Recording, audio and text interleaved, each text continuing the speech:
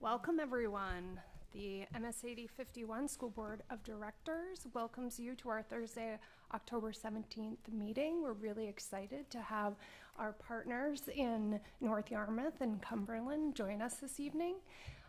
We're going to just start by doing some introductions. I know we have created the table space so we can each have our own sides, but just a good way to organize, especially for our new council members and select board members and school board members, to meet everyone. So I'll start. I'm Leanne Candor. I'm the chair of the school board. This is my third year on the board, my second year as chair, and I live in North Yarmouth. So I'll hand it off to Kim. I'm Kim Vine. I'm the vice chair. This is also my third year of my first term. And I live in Cumberland. I'm Christina Mitchell, and I'm on the school board and I live in Cumberland as well. I'm Megan Lichter, second year on the school board. I live in Cumberland. Hi, welcome to our turf this time. I'm Tim Valenti. I'm a second year North Yarmouth school board member. I'm Sean Thurston. I'm first year school board member. Good to see some familiar faces. Jesse Lamar Vincent, first year school board member, Cumberland. Annika Hole, second year school board member, Cumberland. Diane Barnes, town manager, North Yarmouth. Nancy Tice, first year North Yarmouth Council. Select board, whatever. Hi, I'm Andrea Berry. I'm the chair of the North Yarmouth Select Board in my third year. I'm Carl Sear, the vice chair of the North Yarmouth Select Board, and I have 2 kids in the school district here. Denise Thorson, Cumberland Town Council.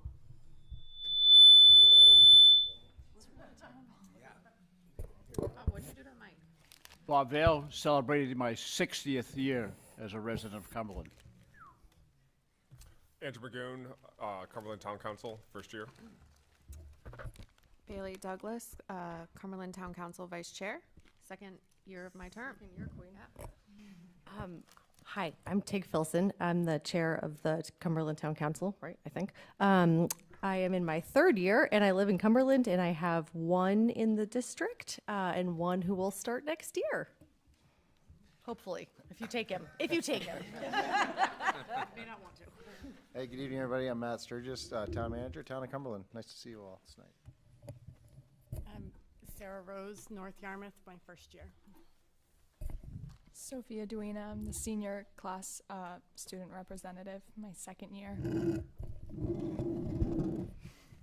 I'm Katie Wallace. I'm the junior representative, and it's my first year.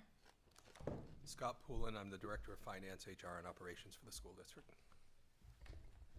Thank you, and thanks, Scott, for standing in, or I mean, usually come as well, but Jeff is out sick, unfortunately, so is not here tonight.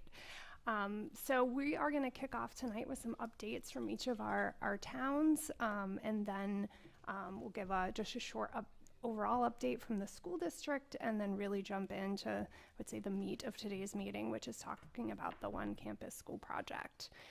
So I am going to hand it off to North Yarmouth first, and I think Andrea is going to go. Wonderful. Well, thank you to everyone for joining us tonight. And can you all hear me, or do I need to move this closer? That's good. So we, when planning out tonight's meeting, Tig and Leanne and I talked about the opportunity where we'll be obviously focusing on the joint project of the new school build and the ways that will have effects in both of our towns. But we thought that it was really helpful for us to frame kind of how does that fit into the larger picture that the boards or councils are working on in kind of that higher level. So here in, well, not here, in North Yarmouth, just up the road, our select board and the town overall are prioritizing a number of issues.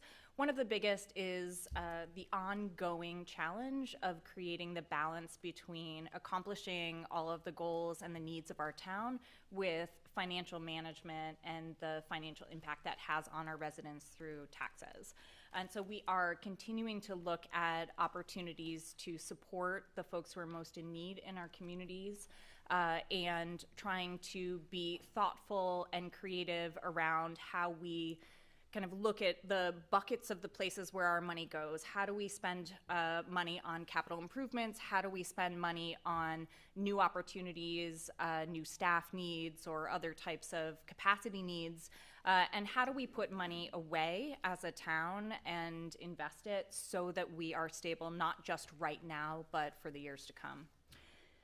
In addition to that, we continue along process of improving our communications, having a smaller staff than the town of Cumberland and the school board. And the school, it leaves us with less resource to communicate with our residents, since we're spending a good amount of time creating opportunities to connect with folks, and everything from on election day, our new open space planning committee will be out at the polls collecting feedback from community members, to being thoughtful about what types of messages we can send and how we can support our residents through big changes like our trash, which I know Cumberland is walking into soon, so we'll have a lot of learning to share with all of you. We are also taking a look at what economic development and the future of our village center can look like, especially with Trudy Bird having closed and soon to be opening with a, hopefully I will soon know, type of restaurant, and what are the other economic opportunities that we can bring into our town to help alleviate the residential tax burden. And then finally, something that's really near and dear to my heart, but also the kind of gem of North Yarmouth is thinking about our conservation work, our parks. We're really proud in our last town meeting to have secured and purchased additional property to complete the loop around Knights Pond, and look forward to celebration both in the spring with the ability to walk from the center of North Yarmouth all the way to the pond and back. And with opportunities for us to have a voice in long-lasting, impactful activities happening from our neighbors in the other direction in Yarmouth as they're contemplating removing the dams on the Royal River, and what that will mean for recreation as well as habitat within our community. So, always lots of stuff going on in a small town. As we all know, there's the day-to-day of making sure that we are managing our finances and payroll and moving our process forward, but we're trying to also simultaneously look big into how do we support our community and to really navigate that balance of expenditures with the reality that people are facing as costs are going up, the cost of the food that we're all eating right now is so different from what it was even 10 years ago when I moved to town. So we're really thrilled to be here and having this conversation, and look forward to continuing to work together as three institutions that share a school and share so many values. So thank you. Thanks, Andrea. Now we're going to hand it over to the Cumberland Council. Tig? Sure. Andrea, we love trash talk, so we cannot wait to have that garbage conversation. So the first thing I kind of wanted to kick off with, as you all know, we have a different person sitting next to us this evening from Mr. Shane, who is here for 22 years. Bailey and I were fortunate enough to kind of lead the charge on the hiring process, and we looked at we had a lot of interviews, we looked at a lot of applications, and I imagine we've all been in those situations where someone looks like they're perfect on paper, but then the reality is, they might be a little bit different than kind of what you thought. And I think it's really an honor and a privilege to be, kind of introducing Matt to the group. I know you can introduce yourself, but Matt came with just, an incredible resume, and it just so happens that just as a person, in addition to being kind of a wonderful human being, he has, really surpassed all of our expectations, particularly because we also know when you have someone that's leaving an organization, there can be a lot of change that goes on, and transitions, and you're running a whole new team, and you are awesome at stabilizing the ship, and we are just so proud to have you. And I'm just so proud tonight for you guys all to get to meet this rock star that's sitting next to us. So that's one thing we're very excited about. I'm gonna go home now. Okay. You're done now. You can have tomorrow off. Okay, cool beans. So the kind of the big thing that we as a council are looking at for kind of the next 18 months, like our really, really clear priority is the comprehensive plan. For those that don't know what the comprehensive plan is, or maybe for those watching at home, it is state mandated, so we have to do it every 10 years, but it's really kind of an incredible exercise that allows us to sort of define our vision for the future, ensuring that the growth and development of the company reflects the priorities and the values and the aspirations of our residents. So it's really an opportunity to be proactive rather than being reactive. So over the next 18 months or so, we'll be creating this committee shortly. It'll be comprised of 3 community members from West Cumberland, 3 from the Foreside, and then 3 from at large, 2 town councilors, 1 school board member, so looking at you guys, as well as a planning board, a member of the planning board. So 13 in total, so we have that odd vote. And we are also looking for 2 students to rep on that as well. We were hoping that maybe if we provided you some materials, you might be willing to put an application, just to kind of send that home. But we're looking for 2 students, no freshmen, sophomores, or juniors, because it's an 18-month process. We'd want them to be kind of a part of all of it. But it would be kind of a cool opportunity for anyone interested in local government to get involved. And we really want to kind of have that perspective as well. So more to come on that. But really, I mean, just kind of the higher level of the comp plan, I think that, so much has shifted, in the last 10 years since we did the update in 2014. I mean, we've had COVID, there's remote work, we have population changes, and we want to be able to kind of reassess how all of those changes impact our needs, our services, our partners, as well as some of the shared community spaces that we have, whether it be the library or West Custigo. So kind of looking into all of that and really understanding what our residents want, as well as those demographic shifts and how we can kind of anticipate future needs so that we can plan accordingly. And the other 2 exciting things on the docket that we're really kind of planning for, the first is the Route 100 roundabout, which you may have heard about. So in West Cumberland, the intersection of Route 100, Skillen, and Blackstrap, this is a very British kind of roundabout that is really going to be kind of helping with the safety element of that intersection. Ron Kopp is no longer on the council, but his business is right there, and he used to tell us just about like constant like accidents that are happening in that area, really unsafe. And so it's really exciting. This is a project that about 90%, or I think almost $10 million in federal funds from the DOT. So that'll be a real game changer for us.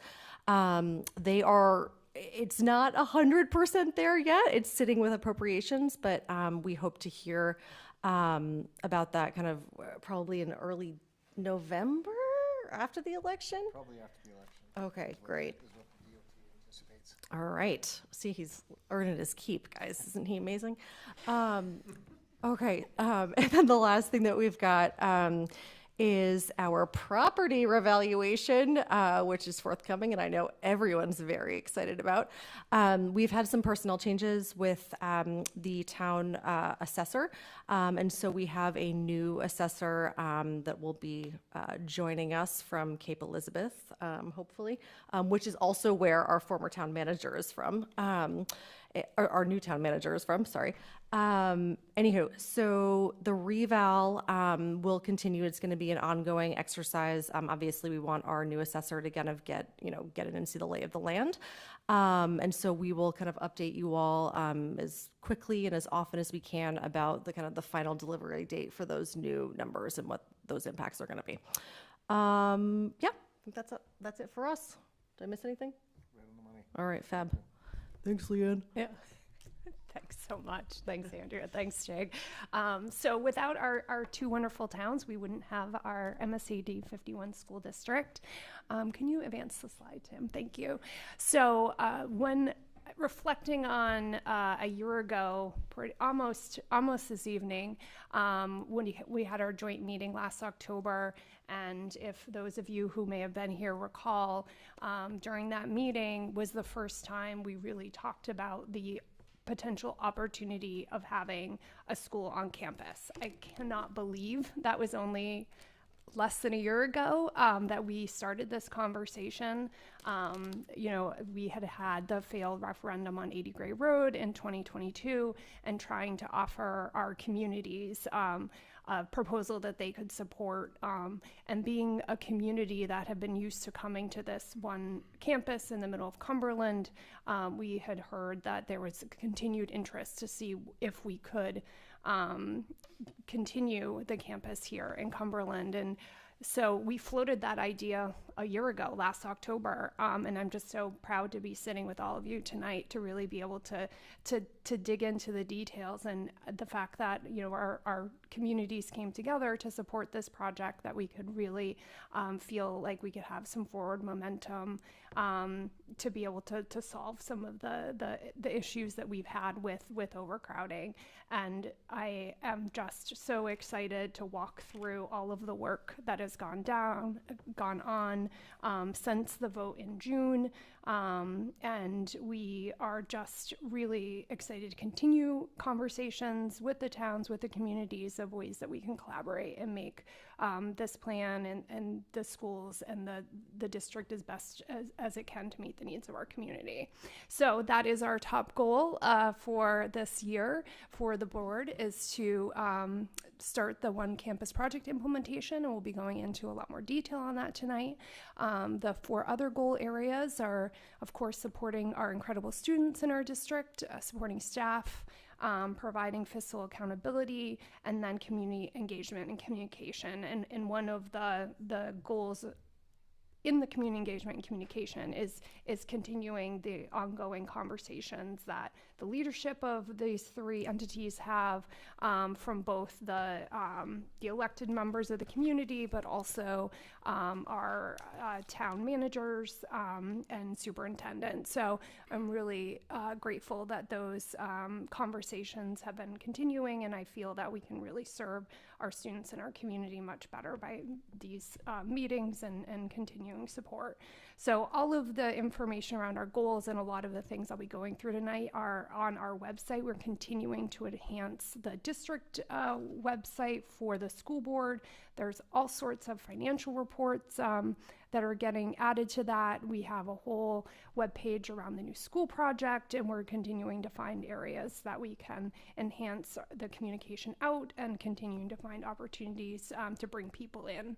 One of the conversations that we continue to also have is, seeing the district as our community center for the community, and finding ways that people know about what's going on campus and other expansion of rec programs. We know we're doing new field spaces, new court spaces. How can we continue to meet our recreation needs with the campus as well? If you can go to the next slide. So I'm not going to spend too much time. There's, again, a lot of information on the website. These are some of the strategic priorities of the district itself. There's different domains and areas of focus.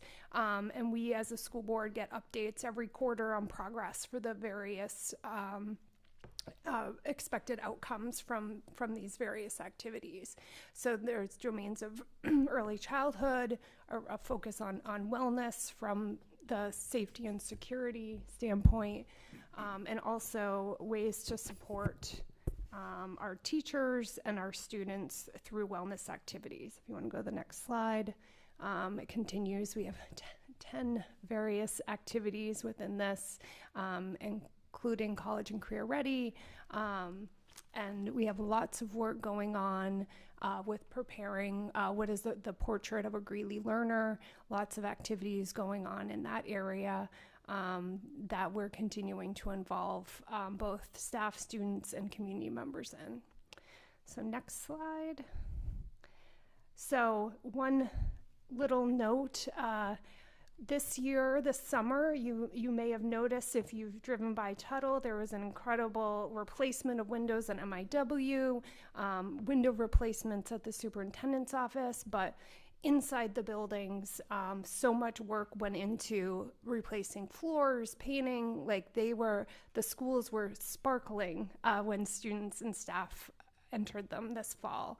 And we're really proud of all the work that goes on in the summer, especially when you don't have to be putting in 24 portable classrooms. You're able to focus on other maintenance activities.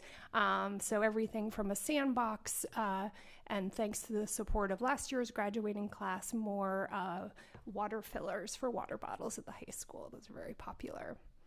Next slide. So we did want to give you an update on enrollment. This has been an important focus of the district and to share with our communities. We continue to grow. So what's on screen right now is the certified numbers from 2022, 23, and the projected for this school year and the actual. So the October 1st, 2024 actual numbers. We are ahead of the projected numbers again by a little bit. As you will see, the numbers for the lower grades are a little under projections, but we're continuing to see growth in the older grades for the school. So we have some smaller kindergarten classes coming in, but we're adding students in the middle grades through high school. So since last year, we're up 51 students, most of those at the 6 to 8 grade level. And Leanne, I just want to point out, last time we noticed a mistake in that. It says minus 14 for 4.5, and it was supposed to get corrected to positive 14, because where I come from, 375 is greater than 361. I grabbed the old slide. So yeah, if anybody's wondering. And Jeff was out sick, so. Yeah. You were a math major. Next slide. Next slide. So this is our models that we've used and shared in the past, and this will, as you can see, the growth. So the blue was the projections, and you can see where the red is. That's our current enrollment. So we're right on with the continued growth that we expected based on the projections that we've been working on. If you want to go to the next slide. So just in summary, the district has grown for the 9th year in a row. Our actuals have exceeded the projected enrollment, and it continues to be in grades 4 through 8 is where we're seeing those numbers being added. There was lower birth rates in 2018 to 2020, which was as expected. We were going to have a few years of lower kindergarten numbers, but we do expect to see those going back up again. The birth rate went back up during COVID.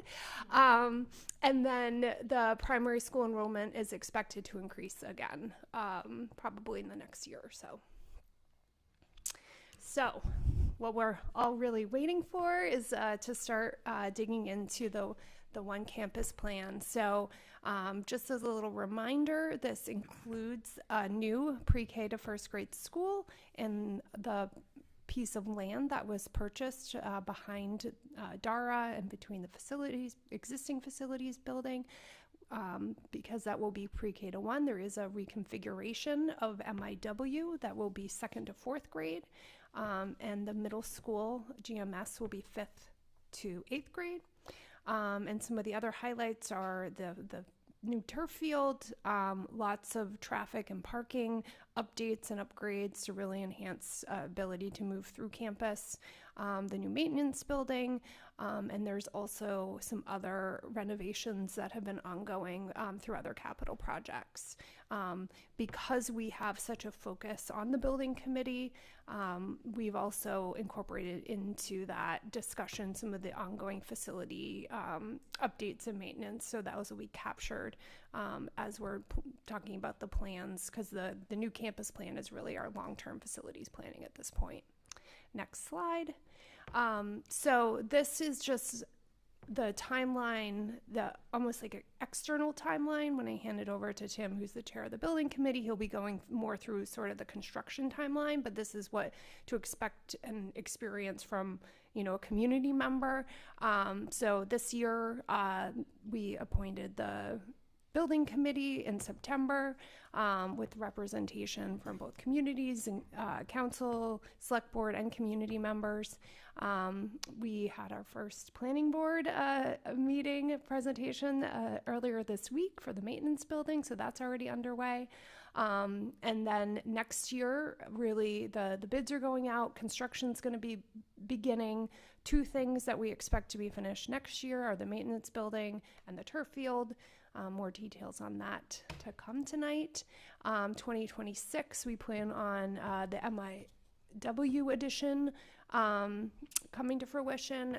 Updates on some of the loops, the bus loops and parking, and then in 2027, we plan to open the new school, which is really just in time as you just looked at those enrollment numbers and see the pressure that we're going to be under between now and then. So the situation that we'd be in without having this opportunity to have this new school in a few years was going to be really challenging, given that we still see our enrollment numbers going up. So at this point, I think that was my last slide. Was that my last slide, Tim? I'm really excited to hand it over to Tim Valenti, who's chairing the building committee, to really dive into all the work that's gone on in the short, 6 weeks that committee formed.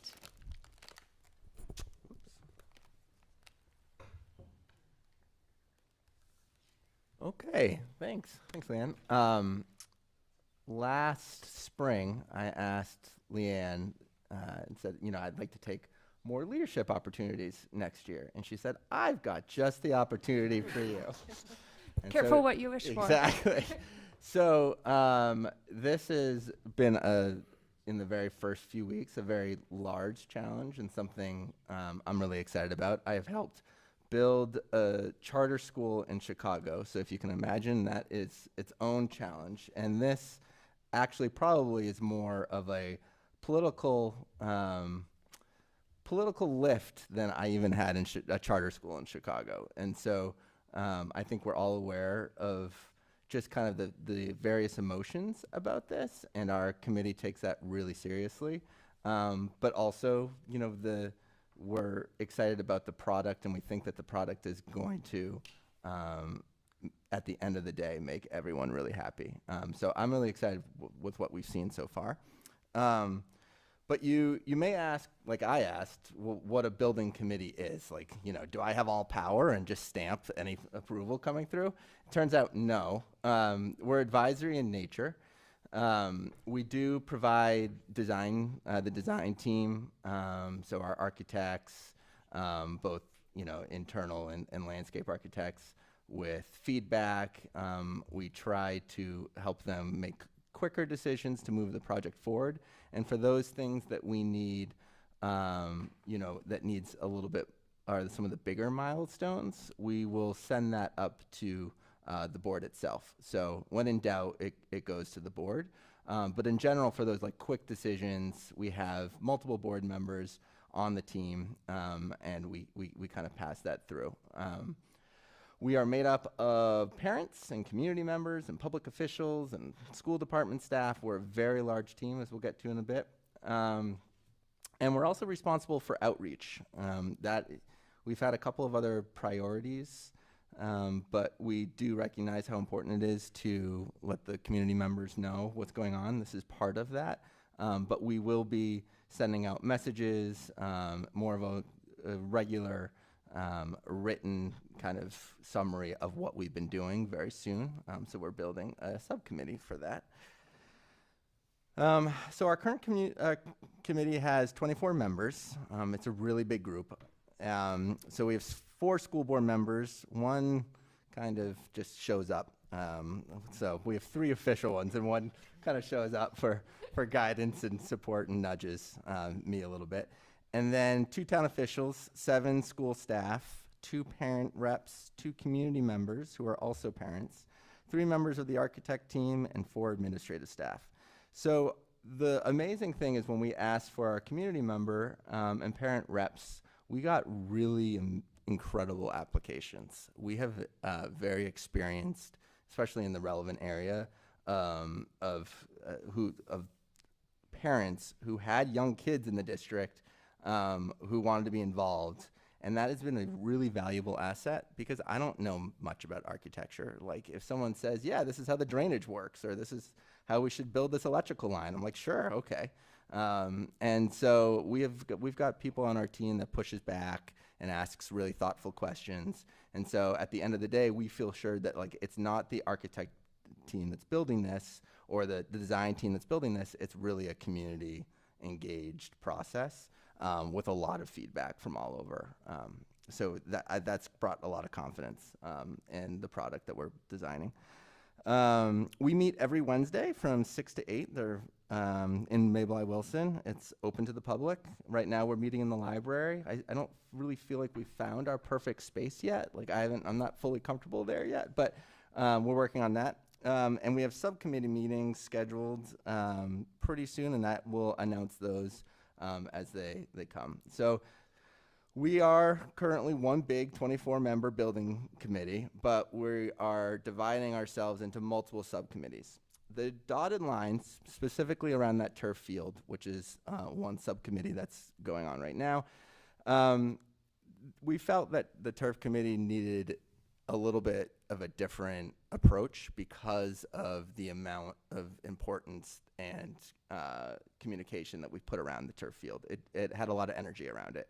And so that one is built probably more differently than the other ones will. We have multiple school board members on that. They report to the building committee, but it's going to have like a pretty good direct line to the school board itself once they make their decision. But the other ones are very much like made up of, and the turf field committee also has their own volunteers who are experts. Jesse will talk soon, are experts in that area of expertise. And we'll try to do that too with the other subcommittees, but that'll be a little bit closer to the building committee as they become relevant. Okay, so what we've done so far is we've tried to build kind of team chemistry, figure out what we are supposed to do. We've walked the grounds to kind of understand the layout that we have. We've reviewed the maintenance building plans, which we'll talk about just in a little bit, because that had to go to the planning board for approval. It was a little bit earlier in the schedule, so we kind of dove deep into that. We've given some site plan feedback, and I really wanted to highlight our goal, and Leanne's really been really focusing on this, and I really appreciate it too, is we're trying to restore what we've lost with all the kind of external buildings and the temporary buildings that we've had and just what the crowding has done. So it's restoring and then hopefully making it better and making a space that really works better. So it's been a main focus of our feedback on the site plan itself. So let's go into that just a little bit. You've seen some of this in various meetings probably. It hasn't changed that much, but I do want to kind of focus on how we approach this. So we took segments of the campus and focused in on each area. So we would be like, all right, let's take a look at Mabel I. Wilson and figure out how does that design right now, or the proposed design, how does that work for Mabel I. Wilson and then the overall campus. So we spent a lot of time on traffic flows. We spent a lot of time on the field, the existing field in Tuttletown, if we'd move Tuttletown. And we ripped it apart. We built in, for example, right here, we were like, let's put a road right in here through this parking lot, and we'll make this big loop, and people can come out this way, and we'll close off this, because who comes in this way anyway every day? Which is lots of people, I guess. And so we ripped it apart, and then we got cost estimates, and then we really thought, I don't think that's really worth it. And so we really did kind of come back to the original design. And I am really proud of that. I'm proud from our site designers who kind of came up with a really good plan. I'm proud of the old, the prior facilities team that really helped generate that plan. But in general, I was proud of us to be okay with the fact that it doesn't have to necessarily be 100% our plan. That this is the right plan. We came back to the original. We've added more parking on this side for staff, and it's going to be a little bit wider and easier to get through for traffic to come through. This loop here is pretty much going to stay the same. I think there are questions as to whether or not we will do something with this island still, Leanne? So the difference is that it will be the parent drop-off. Right, the instead of parent bus drop-off, loop. yes, Yep. correct. Yeah. This we're returning to green space here, and up here, because the other option was we could move Tuttletown, but Tuttletown is really well built in there. And it actually doesn't make a lot of sense. And up here we have, we've already built in a lot of the elevation. If you've been up around in that area, you'll see various degrees and beautiful, nice retention walls that are going to stay there. So our plan is to put a nice basketball court up here perhaps, and some more green space back here. We will keep the sandbox where it is, and Tuttletown seems to be where it is, but we really want to make this place much more green than even it currently is. There has been talk about, go ahead, were you going to say something? Okay. Various more parking spots up here. We are going to see if we need them before we elect to do that and push forward. We know that we have the space there and we can always add them, but essentially the less concrete, the better that we have. We want to make sure that we get enough parking, and that's been a real big area of focus for us, but we want to be sure that it remains as green as possible, because that's what it was before. As you know, the bus loop is going to be here. This is going to be pretty much not unchanged. We're definitely widening it for sure, and adding, it's, I think from a traffic flow perspective, going to be a lot easier since we're not putting parents through that way and the buses will be this way. We're making this area here bigger, and we're going to add some parking in that area as well. Then we came to this quadrant, which is the new school, and actually probably what we spent the least amount of time talking about, to the frustration of some of our administrators who want to get in there. But one of the big things is we weren't sure what the fire code situation was going to be, and there's a driveway back here that kind of leads in, and that's going to remain kind of closed off but available for our construction crew. And the fire chief was fine with our plan to have that they're not going to need this permanently in here, and that the fire chief can get through in this back end. This is big enough for them to get back here in the need of an emergency. Up here, there's going to be a lot of construction, and one of the bigger part of the construction is we're ripping essentially through some of the grass and green areas that we have up in this area, and making this a little bit bigger than it is, but this is where a lot of the first early construction is going to be. So we've spent a lot of time as a committee trying to figure out where we're going to add some parking, since we are using some of that space that we have now for both construction and also giving more space for our bus loop and parking spot here, since we're eliminating some space in there. So we moved back in here, and you'll go ahead, Leanne. We added a parking. If you Yep. have been on campus, there's a retention pond that's now going to be parking. As we've lost a lot of spaces right in front of the GCA to the right by the track is now additional parking as well. And then, so we are adding parking back here. Again, this is one of those spaces where we actually have a little bit more space than we need, but we're keeping green. This loop here is going to remain kind of same, but we don't like parking here, so we're widening this. This is going to not be what it currently is. You will now be able to back out properly, and there'll be enough standard space. It's not for like little mini cars like they designed it for originally. Everyone got the chance to park there this evening. Yeah, exactly. So we all have that example. We're bringing that parking lot out to be pretty much the equivalent line of the Geiger room. So it's going to expand out that way. And then this loop back in here, we've also added more parking and traffic flow back in here to have access to sporting events and more parking on this side as well. And this is, you can see, where the new maintenance building is, which is where we've spent a good amount of our time here too. We maximize the space with that to for like as big as we could do within our budget and budgetary restrictions from that point. And to our understanding, the maintenance crew is happy with what the design is.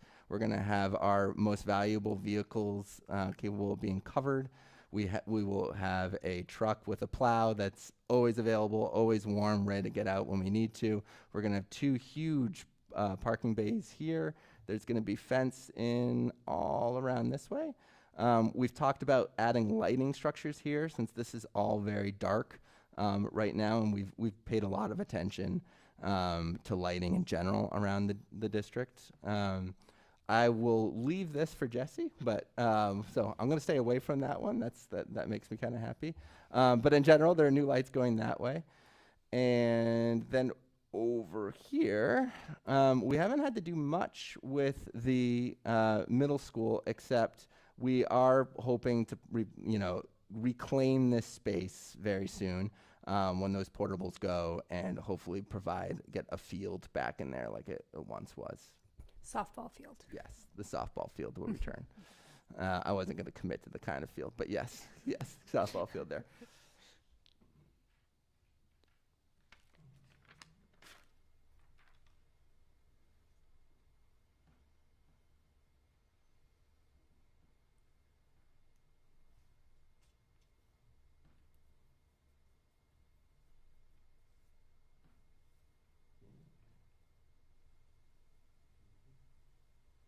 All right, I went the slow way. Okay, so we are right about here now.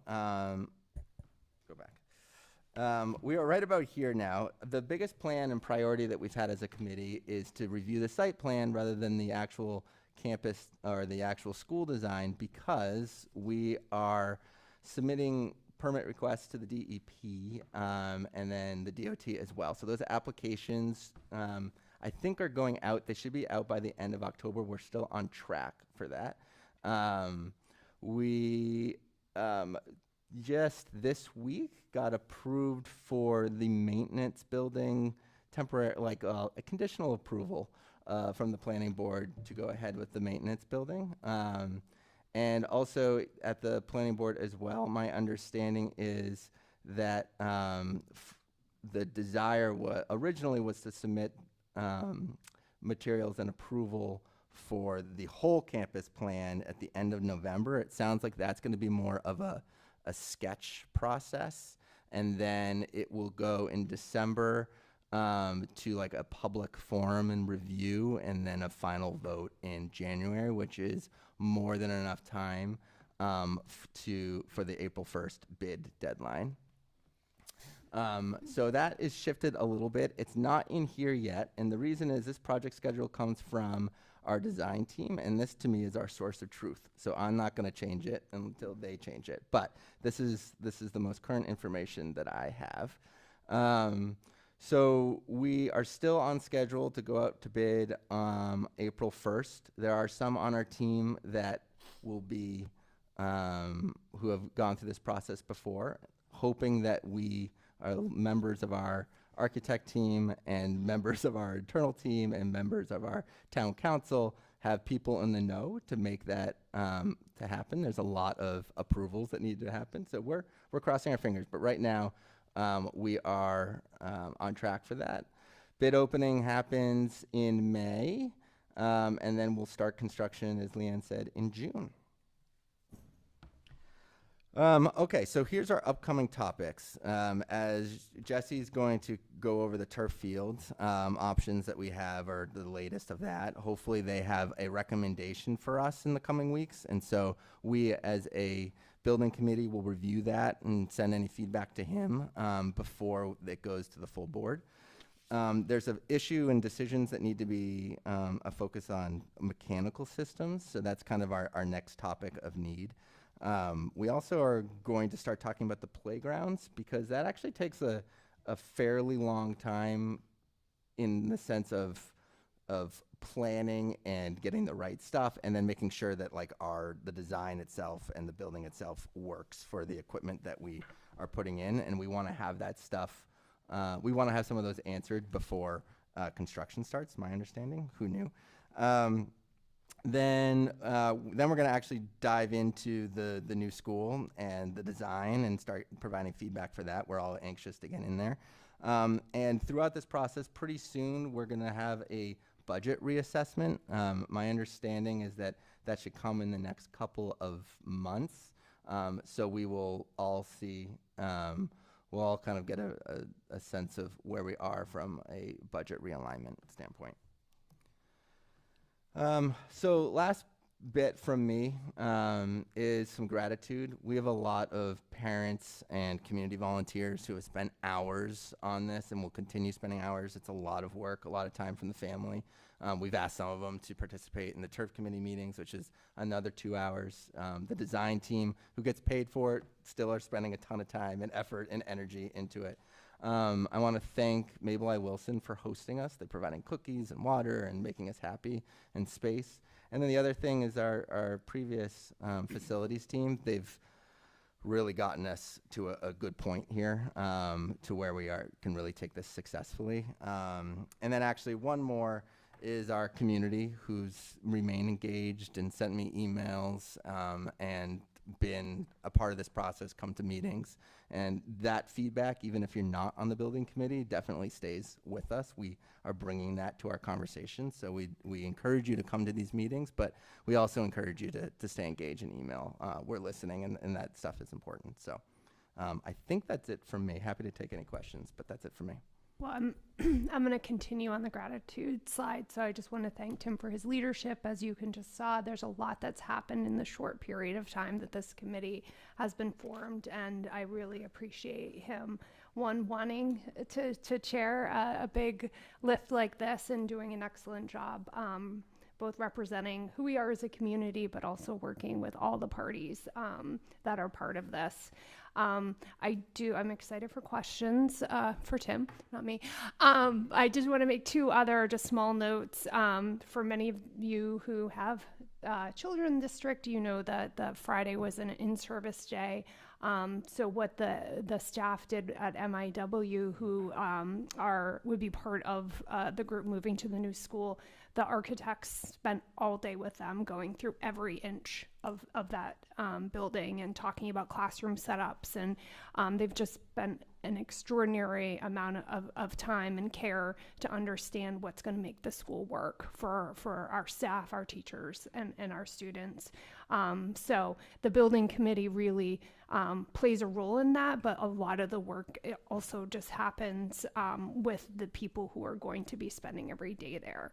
So just wanted to mention that. And also, one of the things that we don't have more information on yet that I know is really important for the community is any recommendations for traffic on I think it's right now we're just talking about Main Street. There will be a meeting that includes the town of Cumberland, the district, DOT, and then discussions with the neighbors. That has not happened yet. And so I know some people, especially those who think they may be impacted, are really interested to hear what those recommendations are. And as soon as we have that and have those conversations, that will be more conversations with neighbors. So, all right, questions for Tim?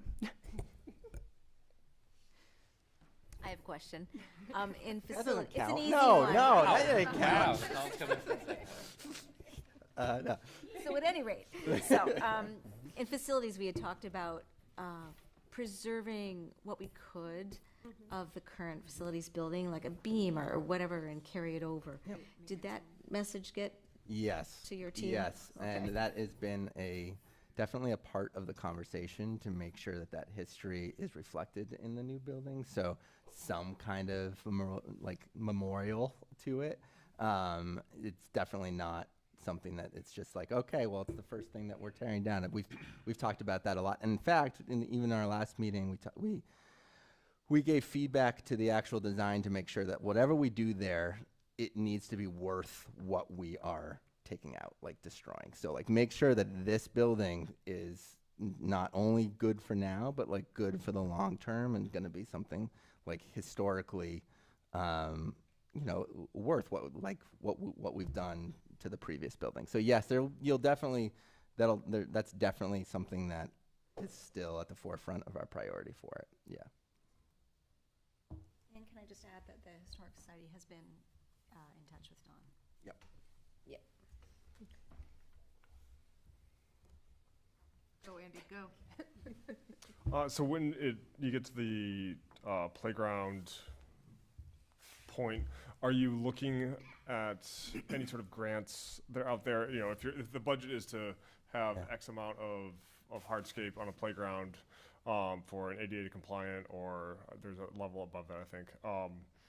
For that, to then look for grants to expand that beyond like what you'd actually like, but then what the budget entails. Yeah. Or for looking at community fundraising to sort of get that extra bit so you can really make it, phenomenal and not just great. Yeah, that's a great idea. So, yes, in the sense that actually Leanne and I we've discussed having a subcommittee that is like purposely just for grants and external money sources, for funding sources, for things like that. So it wouldn't just be for the playground, but I think given that point, I think that's definitely something that they could hit upon. I think there's a lot of probably good opportunities and grants around that for sure. So I will take note of that. But that is, we have a space for that to occur. I was curious, and this is probably also another grant opportunity. If there's a need, I know you have some electric vehicle chargers right adjacent to the playground, and so I was wondering if that's part of the larger plan around the parking areas to put in EV chargers. Yeah, yep, that is. We talked about last time about how many we needed, and luckily it doesn't seem like there's a specific quota that we need. But yeah, I don't know if we have an exact number yet. We didn't really discuss that, right? But yeah, and we know we're at least losing with the plans to expand the parking here. That would be like where the current one exists in that lot. But we hope that might be another opportunity for funding. Yeah. Is it typically teachers, students, both that use those chargers? I was just curious if you've seen an uptick in. I asked it. It's my understanding that it's primarily faculty, or staff members, but there are a handful of students, especially when they take their parents' cars as well that need access to it. So the amount that we need is, it's also projecting what we will need, what the future drivers will need. Yeah. So that's not just going to be for staff, it's going to be for students both. as well. Yeah. Cool. I'm hearing we need more than we currently have, so yeah. Yeah, we only have 3 now, right? We Oh, have I 4, thought we had Scott? 2. Where's I think the we only have 2. 3, and there's Yeah, there's actually quite the competition for them. So Yeah. we need to look at expanding those, and we've actually had discussions about doing that. And we should talk with the town of Cumberland too. Yeah. Yeah. And then there's the electric buses we keep talking about. Yes. Just saying.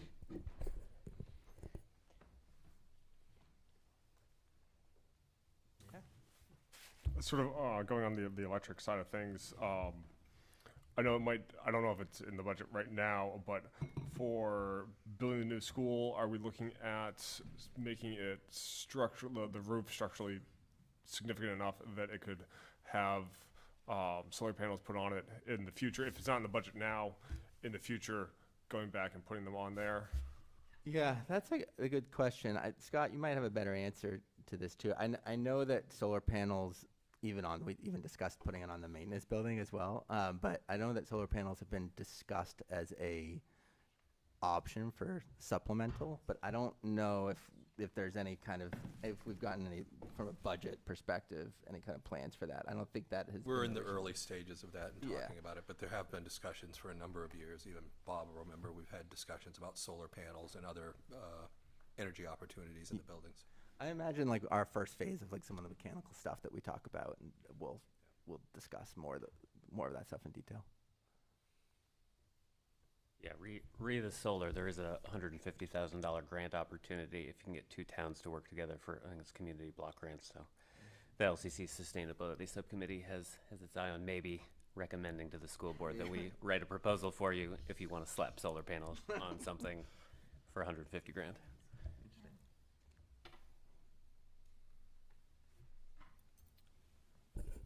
So my question is, it's kind of a multi-level. So Andrea mentioned about concerns about, North Yarmouth and how we're spending our money, how we're saving our money, economic development. Cumberland and Tig mentioned, property revaluation is coming. And, I have real and valid concerns about timeline and how much money we're going to have for the school building in and of itself. I remember the PAC and having to go back and ask for more money. And this is not a popular request. It's just, I'm gonna ask anyway. Is it possible to move the turf until we have a better handle on that building itself? And I'm concerned about contingencies and just, we think we have enough money, but my insurance went up about 30% this year. And I don't, everybody's been to the grocery store. So I'm asking. Yeah, no, I think that's something that we probably all somewhat think about. And I also want to value the fact that we have the turf committee that is taking some bids right now. And so when we get that information, I do think that it will be important for us to look at what that cost is and evaluate how it works in our overall budget before we're just like, well, all right, let's just stamp it. That would be kind of, I'm speaking it more as a board member than anything else since it comes to like our approval. But I think as a chair of this committee, I will take what the best recommendation that we have from the turf committee, or one that we think is worth going to the board. And then as a board, I think we decide what the right timing is of this, the information that we have, is the product available that we promise, but also like good. And then we kind of figure out if it fits in the timeline. But also during that time, hopefully we have a little bit better image of where we're aligning currently with the current budget and see where this kind of fits. But I do think that that has to be, personally as we go through, has to be part of the equation and our mindset going forward, because we have to be responsible for all the other, we've talked about in the committee itself, extra costs or doing stuff with the parking lot. Right. And these Lighting. Little contingencies come up and it's just like, okay, how does this fit? So I want to know where we're looking at from a contingency standpoint before we decide that, but I think that's valid. I would also say that the PAC, or the Performing Arts Center, was quite some time ago. That was quite a while back. And Steve Blatt, Architects, has been very, very accurate with their estimates in the previous projects that we've done around the district. And the Greeley Center for the Arts was actually right on budget, and the estimates were actually extremely accurate. So I would expect the same thing out of Steve Blatt for this next project. And those are all the questions that we're asking continuously. And we're looking forward to, now that we are getting the site plan set, to get, and the building, just to do another set of estimates. Because yes, there certainly will be a point where we have to go back through and see what is going to make it in and what isn't. And like Tim said, the one idea that we had, we're like, oh, wouldn't this be great if we can figure that? Oh, not for $1 million. It wouldn't be that great. So absolutely. Right.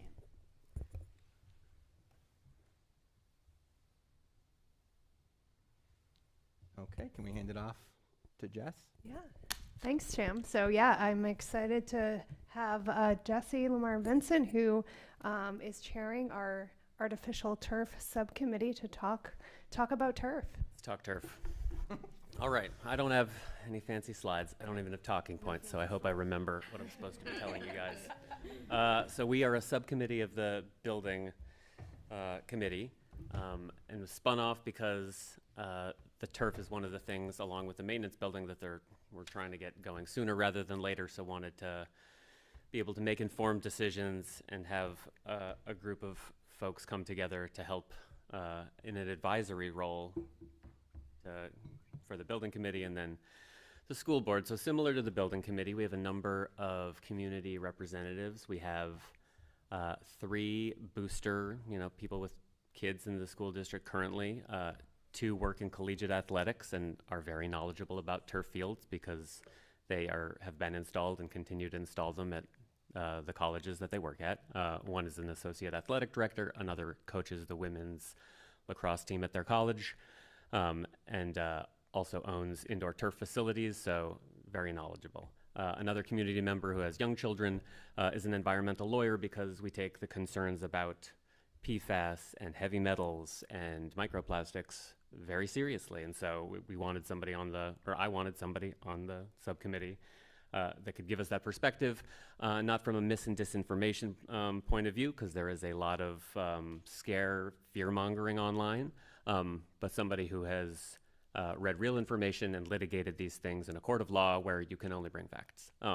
So she's there holding our feet to the fire, making sure we're asking tough questions. We have 2 community members without children in the school district. One is a landscape architect, so he can bring that perspective. Another has 2 boys who are alumni of Greeley and played in college athletics. So yeah, a great group of people. We have student reps, we have coaches, the athletic director. So yeah, a broad and I think highly skilled group of people with incredible credentials. And myself being on the committee, I should let you know my priors, because I let the people on the subcommittee know. For the last 5 years, I've been on the Lands and Conservation Commission's Climate Action Planning and now Sustainability Subcommittee, so you can imagine where I stand on plastics and turf.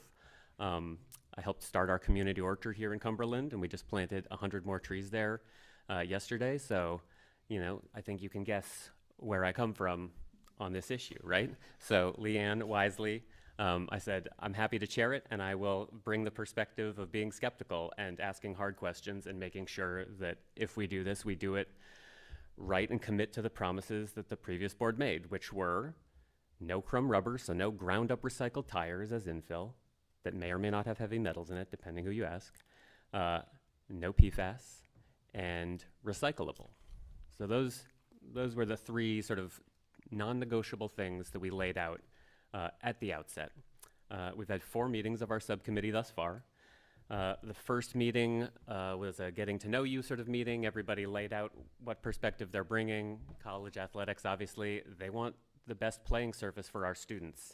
The student athletes brought the perspective of students in this school district overwhelmingly want a turf field. Every other school has one. It's the best surface to play on. They need it. They want it.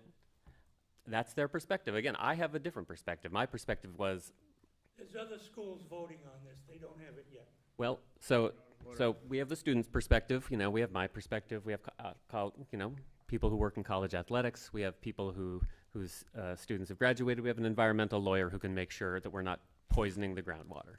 And then we made some easy decisions with the landscape architects, such as how are we going to grade the site?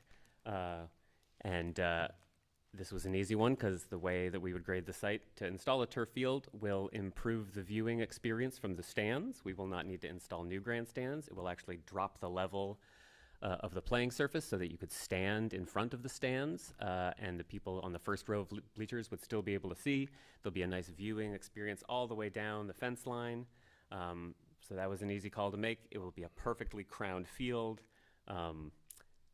Yeah, they gave us two options. One was a less great grading and one was the perfect grading, and we chose the perfect grading. So that was an easy one. Another easy decision was, should we keep the current light pillars that Musco has there and just retrofit them with LEDs? Or should we install brand new ones at a higher cost? And the obvious answer was we will retrofit the current light poles with LED lights. Those LED lights basically perfectly light the field. There's almost no spillover. So if you live next to this field, the lights will be brighter and better on the field. It will be perfectly dark in your house. We could pay a little bit extra if we want and get it dark skies certified, so that if you love stargazing and such, you can do a special certification, and they tune the lights and they set up the array specially so that basically you have no influence on the night sky at all. These LED lights basically shine directly where you want them and they don't shine anywhere else. There's also no glare. So think of a lighthouse. You can be miles away and you can still see that light, like burning current sort of lights that we have. You know, you can see them from far away. The lights we will have that'll be retrofitted, you basically won't be able to see them. You'll sort of be able to tell there might be a light there, but there's almost no glare. So that's an easy decision to make. Perfectly graded field, retrofitted lights that work better and cost less money over time because they're LEDs. So those were easy. And then as a group, the subcommittee decided on how we wanted to proceed. And so in the end, we're not deciding what kind of turf to get. All we're doing is trying to see what options are out there that would meet the requirements that we have, and make a recommendation to the building committee, who can then make a recommendation to the board. We can decide if those are options we want to pursue, and then we would put those out to bid, see what we get back, see what numbers come up, see how many options we have, and then we can make a decision. So in order to do that and be educated, this subcommittee was not set up to decide if we have a turf field or not.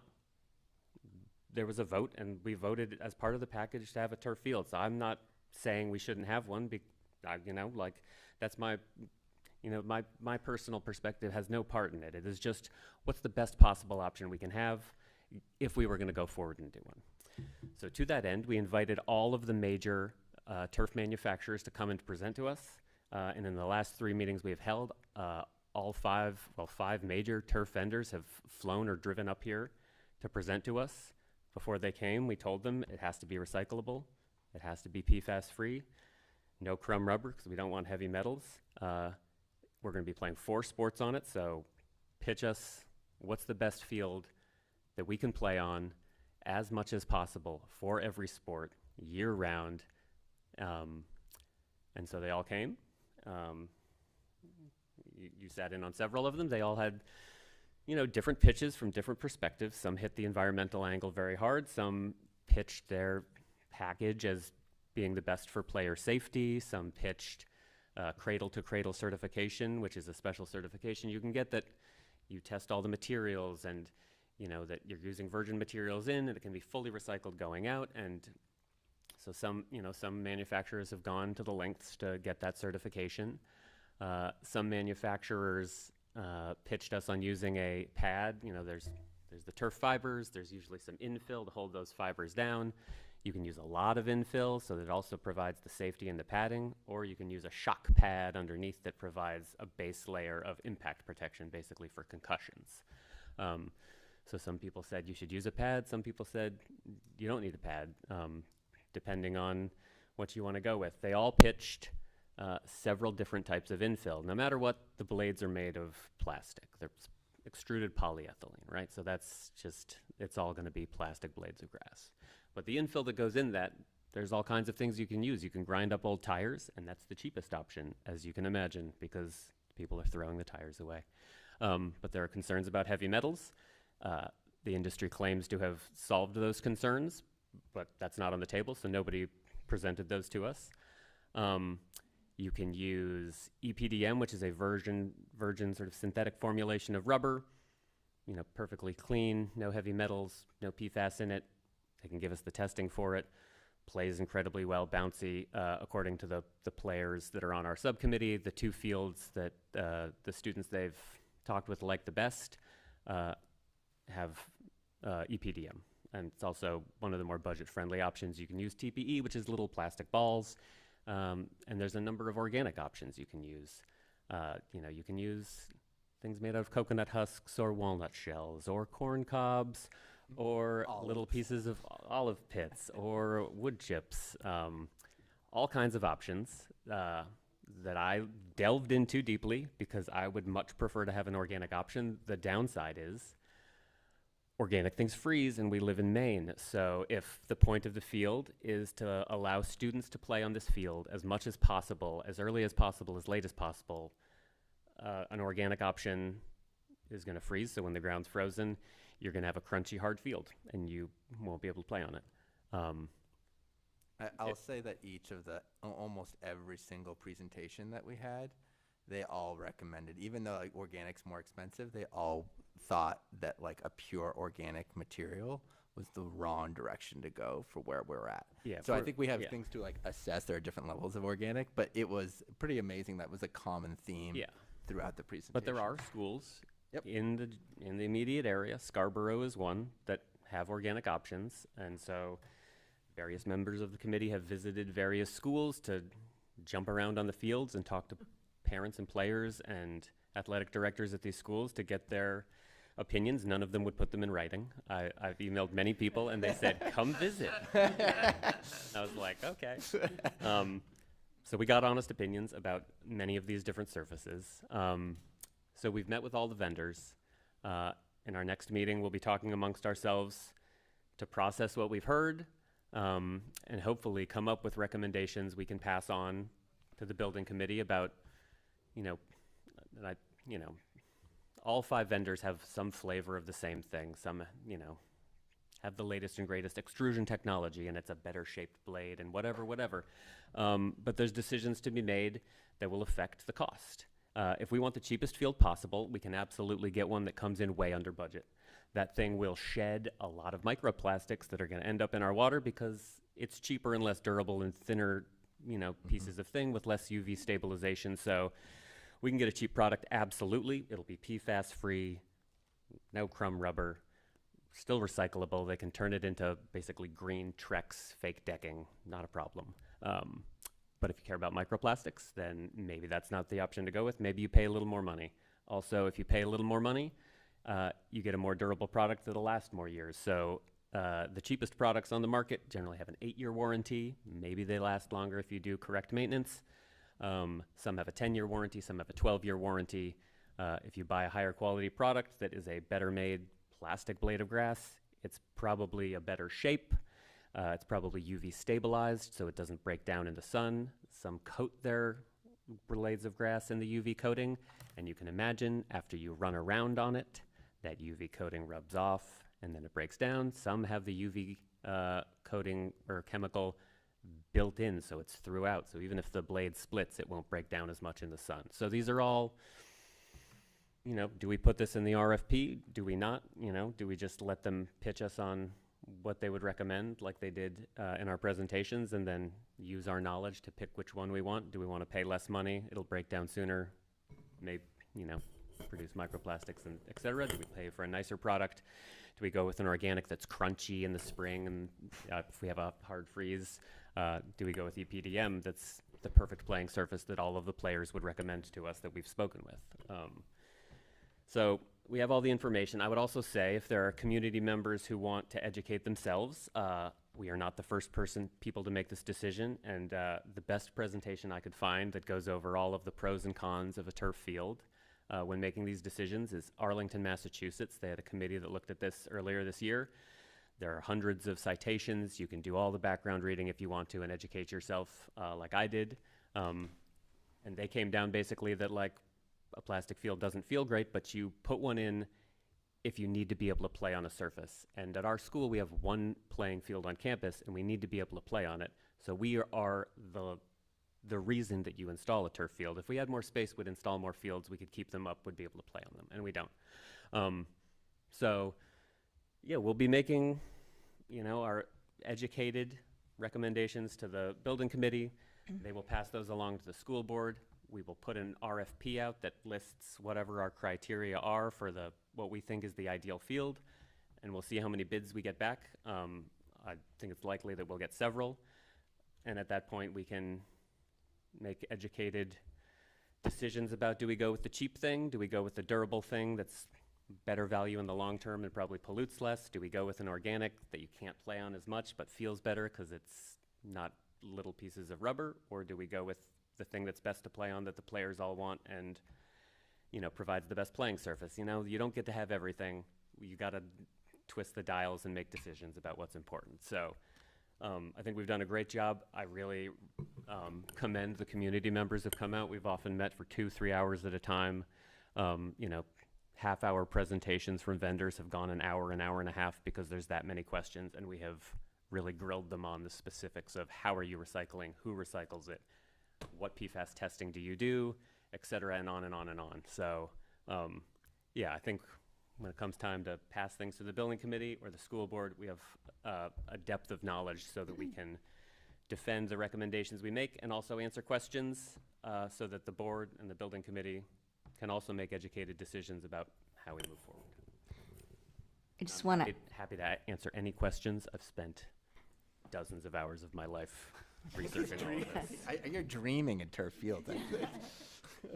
I would just want to add, I'm on the committee as well. First, Jesse's done an amazing job. He's really investigated everything, and everyone be nice to him. He's having a hard time letting go of the walnuts because they freeze and they're really crunchy, and seriously.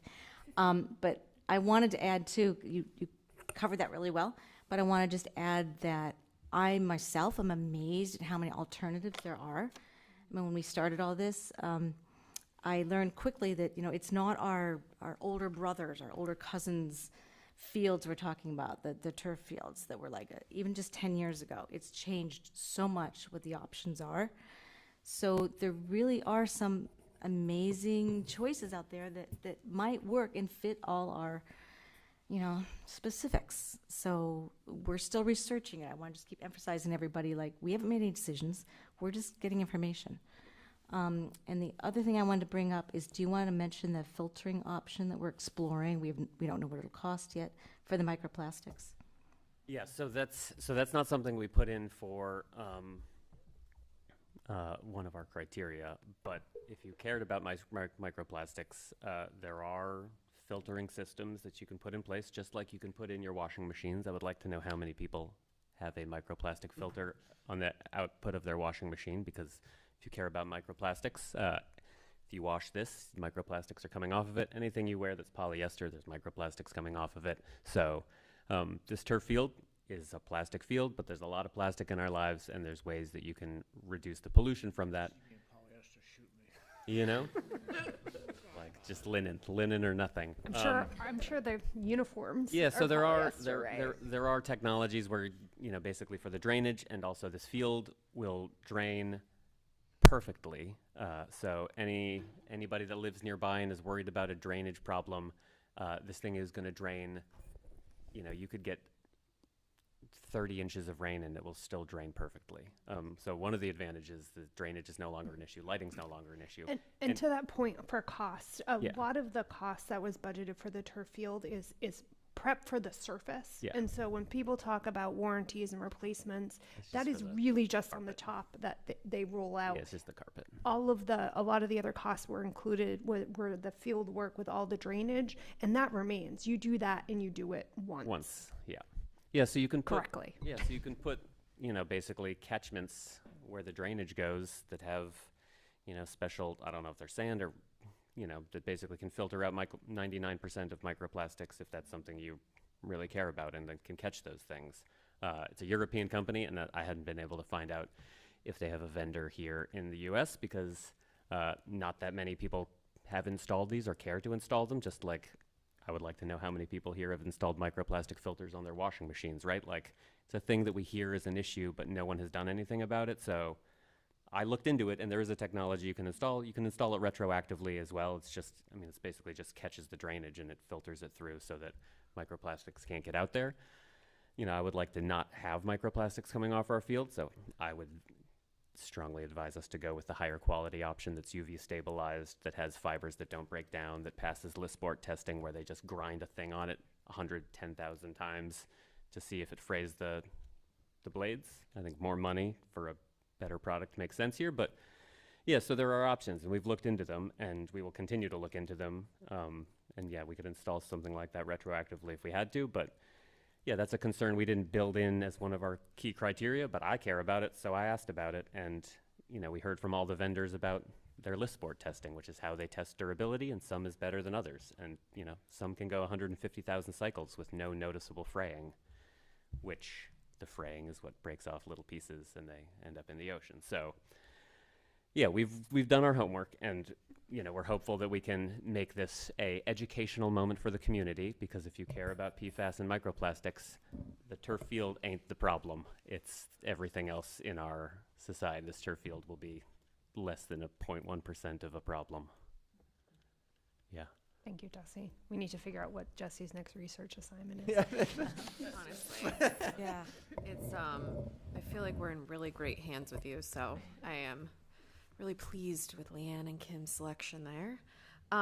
Just a quick question. So the drainage you talk about, this is more of a curiosity question.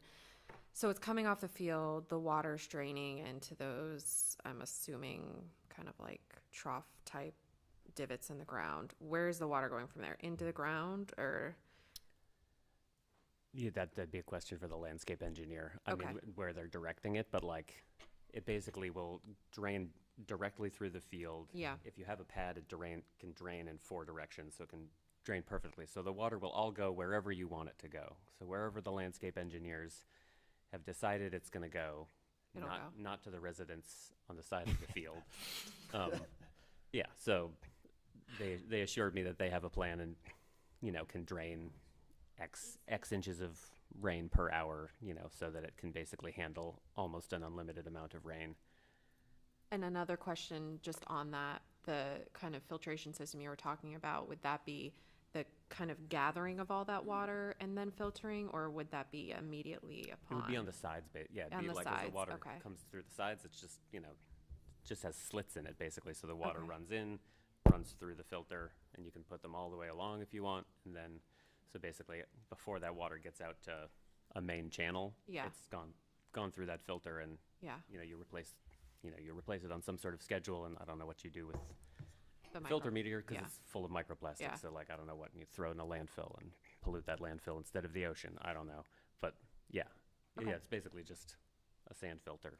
Okay. Or some specialized type of filter that can pick up those tiny, tiny pieces of plastic. Awesome. Thank you. Go ahead, Tig. I'll go next. Fight it out. Go for it, girl. So first of all, thank you. It's clear that you have spent so many hours diving into this and looking at all of the options, and I think that is exactly what our community needs to have confidence in this process and in this decision. I too am a deep environmentalist in many ways, and with a daughter who plays soccer and will be playing on that field for at least 1 year, but it sounds like maybe 2 years. I'm really curious how you are, as a committee, thinking about player safety within the environmental context and within the financial. You know, there's a lot of levers there: the environmental piece, the financial piece, and player safety. Understand. It would be really helpful for me as a parent of an athlete to understand how those play together. Yeah, absolutely. So the great thing is that all of these companies have done a ton of research, and so you can dial the playing surface to what you want. So if you're most concerned about concussions, you can design a field that you can drop your head on without worrying. If you're more concerned about like lower leg ankle injuries, you can dial a field to that. So all of the fields are reasonably safe. Some are probably safer than playing on grass. Some are better if you're playing football. Some are better if you're playing soccer. We're designing a field that is not the best at anything, but is good at everything. So, I mean, this is another thing. So the two the two subcommittee members that work in collegiate athletics asked a lot of questions about player safety. So one of the things you can do is the type of turf you design. The stitch widths on the turf make a big difference because the release of the cleat, like your cleat can basically get locked, and if it takes too long to twist your ankle, you're going to snap something. So like diving into the stitch width of the turf is how far down the rabbit hole we have gone. But all of these are sort of decisions you get to make. Like, do you want a shock pad? What level of, there's all different types of testing they do. So like what level of impact protection do you want? What's the depth of rubber you want versus sand? The more rubber you have, the more bouncy it is. But like, you don't want to be playing soccer on a trampoline. So, if you're playing field hockey, you want a really hard field, but then that's not great for smashing your head on if you're playing football. So, again, it's like you can turn all these knobs and you can design a field that's the best for concussions, that's the best for lower ankle injuries. I mean, all of them are going to be within, a certain safety rating. And I think we're going to probably end up with a field that is as safe as natural grass, but is not better for concussions or better for lower ankle injuries. It's going to be good at all of those things because we're designing a multi-use field for very divergent sports where some you would want long grass, some you would want short grass, some you'd want a soft field, some you'd want a hard field. So we're going to have a medium everything. But yeah, and all of the companies have given us their player or safety testing data. A number of them have fields at the NFL, so they have, incredible research where they've looked at every single injury on every single field, what brands of turf, what types of infill, what shock pads they used, so they know what contributes to what injury. Yeah, so you can like really dial it in if you want to, but again, we're designing a field not for professional football, but for just good at everything, not great at anything. So We'll put in a pitch for our brains and making sure that concussions are like top of the list in terms of player injury. As someone who has a daughter who has a lower leg injury from playing on a turf field, I would rather that than having her have more concussions. So just as we're thinking about that, and of course as an academic institution, I just putting our heads top of the list seems like a helpful way to go.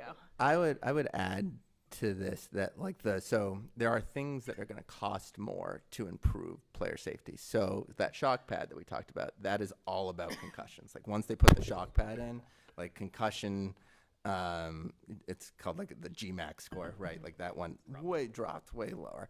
But what they found is based on the infill or lack of, you had a lot more lower extremity injuries, particularly in soccer, right?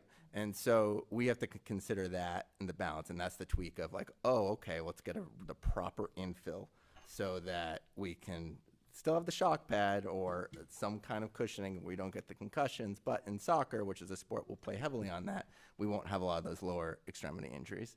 And then that also gets to the infill in terms of like that freezing aspect and what we can anticipate, because you need the infill to behave the way that research said it was designed to behave. And some companies have more research than other companies. And so these are all the little things that like from an RFP or RFQ standpoint that I think is going to be a really hard decision of like level of research they have from a safety perspective. We even talked about fields where stitching, the way that they stitched it, and if things peel up, and our kids gonna get their cleats caught in like the glue that comes apart, and does that mean that we need to go with this type of field, or like rather than having like stitched lines, maybe we just paint them, but then the maintenance costs go up.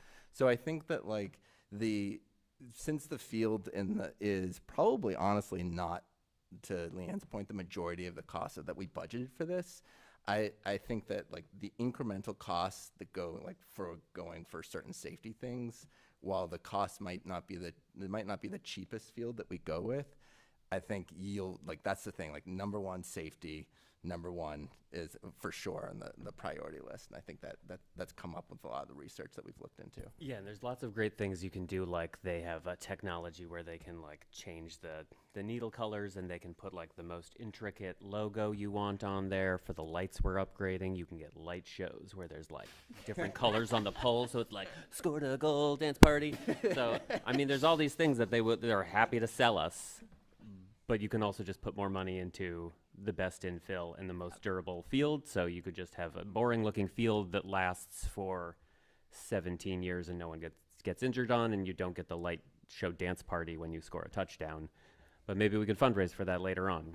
You can add it for $30,000 after the fact. It's like 15 if you add it when you do the upgrade. So like, you know, maybe we wait and put the light show as a fundraising effort, you know. So yeah, there's plenty of upgrades that they're happy to sell us, but like we're very focused on what's the best surface for all of these sports that's the safest and won't create a toxic environment for the students or our community. Great, thank you. In regards to safety, I also would just point out that some of these fields are, you know, there's different levels, of course, you can purchase, but some of these fields, if not, I'm not going to say most of them because I don't know the statistics, but safer than a natural grass. I mean, there's nothing natural about grass, but safer in many ways than hitting your head on a very solid piece of ground. And as a parent, been there, just held my breath while my son waited to stand up and decide whether he has concussion or not, so I get it. So just keep that in mind, that when we're comparing which ones to get, we're also comparing it to what we have had. And it's got to be an improvement on that at least. So Certainly. And I'm certainly not implying that the turf is not the preferred or a safety. It's not. It's clear that there is so much opportunity. I just want to make sure that as a community, we're balancing the environmental pieces with the student safety and with the finances. And for me personally, the student safety is primary and the environmental is a very close second. And then if, you know, we need to not have a dance show on the field, but, you know, figuring out how the committee kind of works through that set of different levers. Yeah, and we can ensure that the bids we get have the GMAX ratings. You can build those into bids so that the player safety elements, you can test them and they can warranty them so that the GMAX rating will never fall below this threshold. Perfect. And if it ever does, they got to give you a new field. That shock pad just has a base level of GMAX rating, so you never have to worry about it. If you have infill, you can provide that same GMAX rating, but like if you don't maintain it and you get a spot where the fill comes out and you don't rake it, and you know, like, you know, you got to keep it up. It's not a maintenance-free product. So luckily we have great maintenance staff here, so I'm sure the field will be kept pristine and last much longer because of that. But yeah, we will ensure that all of that player safety data is provided in the bids, and we can do testing to make sure that we're getting what was advertised and what is being sold to us. Thank you. Great. Tag. Jesse, I think you started to just kind of touch on this, but at the municipal level, we talk a lot about like maintenance, right? It's better to kind of stay ahead of your paving so you don't have massive potholes or a driveway like mine. If you ever want to see like why you should pave, come to my house because I have like plants like popping out of the driveway. It's awful. Anywho, so in this partially maybe dependent on kind of what technology and what vendor you choose, but in terms of kind of creating a strategic plan for long-term maintenance of the field once it's in, is that partially down to warranty with the vendor? Are you upskilling like current staff? Are you going to have someone that's like the turf czar? How does that? Yeah, so I think the amount of maintenance is probably less than grass, but Okay. there is maintenance, and there are fairly inexpensive maintenance tools that you basically drag behind the gator to flatten it out. There's, you know, a thing that basically picks up and sifts out little pieces of garbage. You can get maintenance packages so that a vendor will come out once, twice, 6 times, 12 times in a year, like however many times you want them to come out. The more they come out, the less expensive it is, and they will professionally maintain it to get it basically back to perfect baseline. You know, if you don't want to, you know, do maintenance on your own field, And it also depends on the product, right? Like, so some types of fields are going to require more maintenance than others. There's a brand new type of turf that Geosurfaces, Tenkate, which is one of the larger manufacturers in the world, has, where there's no infill required at all. It's just you use a high quality shock pad that provides the concussion stuff, and they just have the plastic yarns designed in a way so some stand up, some are twirly, whatever. You don't need any infill at all, organic, rubber, anything. And that they provide the longest warranty on that one too. There's no maintenance to do because the maintenance is basically making sure the infill hasn't migrated and there aren't low spots. So it's just kind of raking it out. If you have an organic, the organic breaks down, so you got to add some wood chips or olive pits or whatever once in a while to make sure it's at the right levels. But we could go with a turf product that requires basically no maintenance at all because there's no infill if we went with that product. If we go with EPDM, it's synthetic rubber. It doesn't break down, so you got to rake it out because the goalies for lacrosse are going to be moving in their crease, and that's where the wear spot's going to be. So, you know, some of the vendors were like, the goalie after every practice should just go out with a little cup and toss some more, you know, like have a bag of the granules and toss it back in there because that's where the low spot's going to be, and just proactively do that. So yeah, it's not super expensive equipment to maintain it yourself. You can, but you can also pay to have it professionally maintained. The better it's maintained, the longer it's going to last because it breaks down because of those low spots and uneven wear. So maintaining it's really important if we want to get value for money, if we're paying for a quality product. You know, they warranty it for 10 years, but they said they have fields that are 17 years old and play perfectly fine. They look less nice because they fade in the sun a little bit, but they play just like they did day one. So as long as you don't care that it, you know, looks a little faded, you still have a perfectly playable field if you maintain it. So, and there's confidence in kind of the ability to like look for what like those incremental issues could be, right? So like I have no idea what to look for, right? Like I might be like, oh, like that looks kind of like a rough spot, but maybe that's just cosmetic, right? So how do you, does it feel like with these vendors and with these products, there's like almost like use cases so that whoever is overseeing that maintenance? Yeah, they've installed hundreds of thousands of these fields at this point. So yeah, I mean, the things that are going to go are the inlays or the seams. So if you paint the field, it's basically, there's not that many issues. If you inlay the field, they cut pieces out to put the white strips in, and they use different types of gluing technology. Some have better gluing technology than others, they will tell you. But if that pops, you can glue it back down, but if infill gets underneath, it's always going to be a little bit high, and so then that's where you're going to have an issue over time.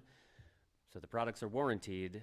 You hope they last much past their warranty, and again, like that seam's gonna, or inlay is gonna pop if you haven't kept the depth of the infill at the correct level. So having a maintenance schedule, just like you would mowing grass, you know, you bring the thing out that you drag behind the gator and it fluffs the whatever, you know, you check the depth every couple of months and you add a bag of fill if you need to. You know, you have them come out once a year to reset the field to, you know, perfect install spec. Like, and you can, you know, get 7 more years out of a field instead of having to replace the carpet basically every 10. It feels very much like a car in the sense that like you can get the maintenance program and that costs more, but is that better in the long run? The warranties, depending on who we go with, cover different things. So like some would cover if like we stitched in the number 1 for the 10-yard line and it came out, while others would be like, good luck, like go to your facilities person and get some glue and glue that down, right? So those types of things, we have to really be mindful of the fine print of that. The other thing is like there's a lot of research and maintenance that they'll state stats for like very turf-friendly areas like the South, where weather is like pretty consistent. We don't have like the frost.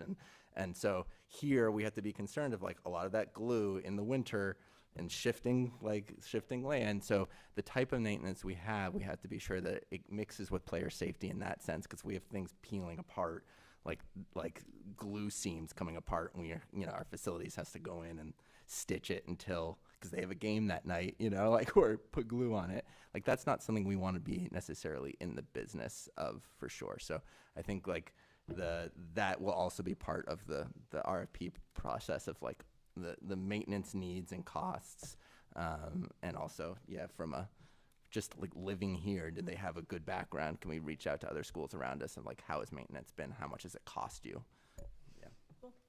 And that's been another part of this process. I know it was kind of mentioned, but really like talking to other schools and communities that are in the same weather, different field types to understand what this really looks like. Testing out what they've been sort of told during the presentations. So that is another part. So this might be a question more for the school board or the administration, but are you looking for, once the field goes in, to renting out on the weekends when there's not school activities at the field to, you know, local lacrosse, soccer, et cetera, clubs to get some income coming in to, that will, it won't offset completely, but it'll help a little bit with maintenance costs and all, et cetera? Yeah, I mean, that would be the hope. I know we've been the lucky recipient of field space in other towns quite consistently because we haven't had a turf field. And often early season, we are working with other communities, and I would expect that we would both work with our existing programs, rec, other, you know, CSC, to make sure that our community's needs for rentals are set, and then room for expansion. So we want to get, you know, the best and highest use out of the field that we can. Okay, if you would like to continue the turf conversation, the next turf meeting. You're good. I know. I'm very good. We're good for turf tonight, but the final of this initial phase is on October 29th, Tuesday, October 29th, where they're going to come back together, discuss all the options, and put a recommendation forward for the types of things we'd want to include in an RFP with a bid. A potential RFP, yeah.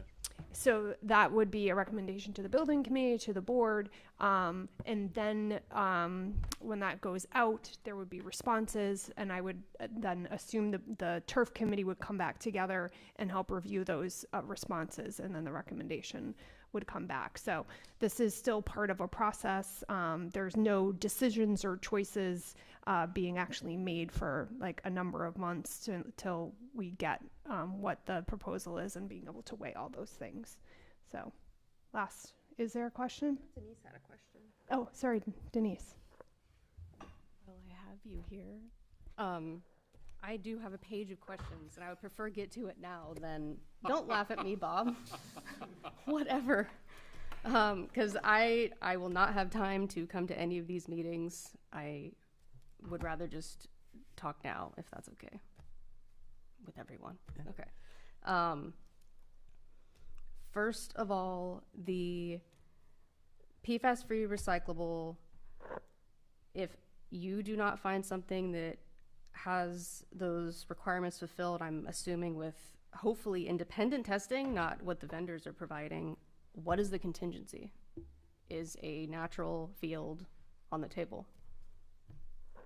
So I will say that I wouldn't say necessarily on the table. I'll answer it this way, that we have asked the landscape architect to start doing some research on what that would look like, because I think it's important for us, to Christina's point, to compare what are we doing with the turf versus what a natural grass would look like. I think that's a reasonable question for anyone to ask.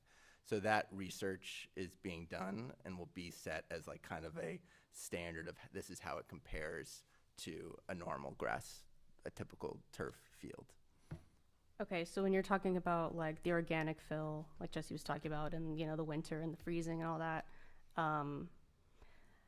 guessing that's not really an option, because at that point you might as well have like everything underneath, but just with natural turf on top for that drainage and that pitch and all that stuff without, and you would still have the freeze. So like assuming that's not on the table, that's just kind of what then? You're assuming organic fill is not on the table? Is that what you're saying? Well, Jesse's saying that basically one of the drawbacks of that is that it's plant material, so it will freeze, Yeah. you know, and it'll become hard as if it was just natural grass. And the main complaint, as far as I understand it, I watched, you know, a handful of the videos about the plan, was there were issues with drainage, uneven spaces in the field. And so I know a lot of the work going on with this is a lot of it's underground. It's like, really good drainage, improving all of that, improving the pitch and stuff. So if it came down to where you couldn't find, the turf that meets all these requirements, could you not have all of that subsystem there, but have natural grass on top as an option? Because the other idea I've heard is that since it was on the ballot and the wording was artificial turf, that pigeonholes us into it, and I don't know if that is legally sound or not, and whether it has to be turf, like artificial turf at all, if the product that you are promising is not findable. So to me, big picture looking, I know conversation about turf, lots of good information, but is there another side if that isn't happening? Or is it like, we're committed, it's gonna be artificial turf, that's it. So that's. I mean, I think that'll be once we get the RFPs in, the school board will have that discussion. I mean, it's entirely possible we could improve the drainage and make the current field better. I think it's one of the things in that Arlington presentation, and a lot of landscape advisors will tell you, is that natural fields just have a certain number of playing hours before they're going to degrade and not be playable at the level you need them to be. And because we use this for 4 sports, I think we're above the number of hours that you can reasonably play on a single field. So if we could have 2 fields with good drainage, we would probably be fine. But we have 1 field, so like that's where I think the turf comes in. I think absolutely we can find a product that is PFAS free. We can do independent total fluorine testing and prove it out. I mean, that is what vendors have told us. They're happy to give us all of the numbers they have. And recyclable, again, they're all recyclable. The question is, will they actually recycle them? And you don't know until the end of the life of that product. Some companies have their own recycling facilities, vertically integrated companies. They have products that they make out of them. One of the larger turf manufacturers, Shaw, makes this carpet, probably 90% of the carpet in America. They're very good at recycling carpet. The shock pad that they sell has turf that they've recycled in the shock pad, and then when you're done with the shock pad, they make that shock pad into new shock pads. So, and then I think it's Field Turf takes theirs and turns it into Trex, basically, fake decking, and then they can recycle that into more decking if you want. Sort of just make decking into decking into decking. So there are options for things that are PFAS free, and they're happy to give us the testing. If we want to do our own independent testing, that's going to add 3 to 6 weeks, because part of the problem is that PFAS is everywhere. PFAS is all over this room. And so they can say that it's PFAS free right when they make it. They have a number of protocols. They don't have an ASTM protocol yet for how to properly test it, but basically, like, they have to be really careful to produce that turf, bag it right away, and get it tested, because if you took it and chucked it outside on our current field and then go test it, it's going to have PFAS on it, because it's just all over the place at some level, right? So they'll guarantee it, but you're going to have to spend 3 to 6 weeks to do the independent testing, so it's going to slow things up. They're happy to give us testing, depending on the manufacturer you talk to, on the testing they did for this school that demanded independent testing, the one they did 6 months ago, the one they did a year ago. And so at some point, the question is, how paranoid are you that they're going to sell you a product that's different than the one they produced a month ago, 6 months ago, a year ago? So I think part of the benefit of going with a manufacturer who makes millions of square meters of turf is that they have a factory that just makes this product. They've swapped out the PFAS that they're using isn't in the turf, it's in the it was on the machinery, because they're just extruding plastic and it's sticky. So PFAS is a non-stick agent, just makes it extrude better. And people have been upset about PFAS for several years, so they found things that don't have PFAS in them that make things not sticky. They just use, I don't know, vegetable oil or something very specific that's not PFAS, right? So we're not the first people to bring this up. And so many other communities have held these companies' feet to the fire and have the testing to prove it out, at various levels. So it depends how stringent we want to be. Do we want to do that independent testing because we don't believe that they're not going to throw PFAS on top of our field when they didn't have it on the one that they, sold to, Manchester by the Sea in Mass last month? So, but you're right, like, we could improve the field we have. I don't think we can improve it enough to have it be a varsity level field for 4 sports. That's just, if we could put a second field in, would be fine, but we can't, and we're constrained by space, and that is the perfect use case for this type of field. As much as I hate the idea of a plastic field, which I do, but I would love to put walnut shells in it, but the football players are going to bleed everywhere. I really wanted to like the walnut shells. It's great for soccer, and same thing with all the organic infills. It's like you bleed when you get tackled on them. They're just not as nice as bouncy EPDM. They also require pretty consistent herbicide treatments and applications because they grow moss and weed seeds and things will grow in them. There's other issues. It's like the feel-good thing, and I wanted to work. And it's you mentioned the infill free option. Was that just kind of in your research, or did a vendor come and talk about that? So Geosurfaces, which is owned by 10Kate, is so they're one of the leading manufacturers of turf. The product is called Pivot. It's a brand new product. It just came out this year. They've only installed like 40 or 50 fields with it, and they're all in the south. So there's none in New England. So there's no one we compare. We can't go down to like Yarmouth or Scarborough and jump around on a Pivot field because there's none that exist up here because it's so brand new. But it's the flagship product of one of the largest turf manufacturers in the world. It has the longest warranty of any of their products. So you assume that they've done the testing and feel pretty good about it, but I mean, I also assume it costs more than the other ones because it's their brand new flagship product. So do we want to go with a product where we don't even have to have the argument about infill and have a 12-year warranty, but also be leading the way, just like not having infill? Like, I don't know. Like, I would love for them to bid on it, and we can argue about it in the school board meeting about do we use it or not. But yeah, it's a brand new product, so there's none around here to jump around on. That was something I think whether it's at the turf committee level or not, weighing the lack of infill and not having to disinfect it all the time and whatever else versus that higher cost would be something good to look at. Yeah. And as well as the, microplastic filters on the side. Yes, I do care about it.